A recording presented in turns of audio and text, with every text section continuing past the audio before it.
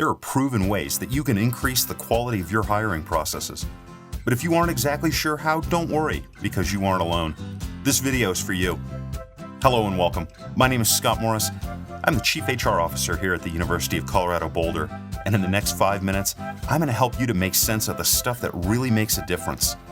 It's the people, and HR is here to help you make a difference with each one of them. You might not realize it, but there's a technique called critical behavior interviewing, or CBI. It's sometimes referred to as behavior-based interviewing. And here's the interesting thing.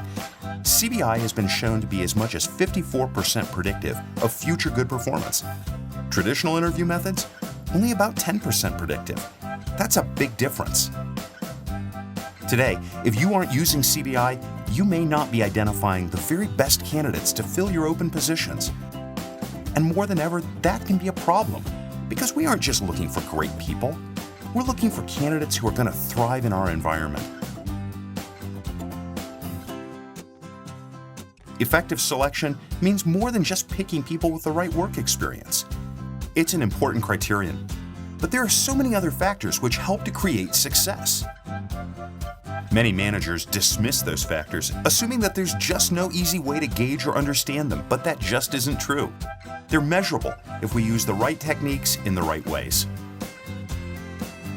Think for a moment about two people who do exactly the same job. I'm willing to bet that you've seen situations in which one is a superstar and one just isn't. And that doesn't necessarily mean that the non-star is a bad performer. It just means that he or she isn't a superstar. They do the same job. It isn't what they do that differentiates them. It's how they do it. It's their behaviors. The theory behind CBI is fairly straightforward. Past behaviors are the best predictor of future behaviors. Candidates come to the interview looking for the right answer. They aren't necessarily trying to trick anyone, it's just what we've all been conditioned to do. But most managers don't get beyond that. A typical exchange might include a question like, "Are you a good team builder?" Now, of course, the candidate's answer isn't no, but most won't really answer the question. Instead, he or she will default to the safe answer, a statement of philosophy. And while it might be true that it's a good idea to get people working together, watch out, because this answer tells you absolutely nothing about how he or she got them to work together. Remember, it's the how that differentiates. There are generally three activities that are a part of critical behavior interviewing. First, we identify what separates the superstars from everyone else. Define the behaviors. Second, we develop questions that help us to surface evidence of those behaviors.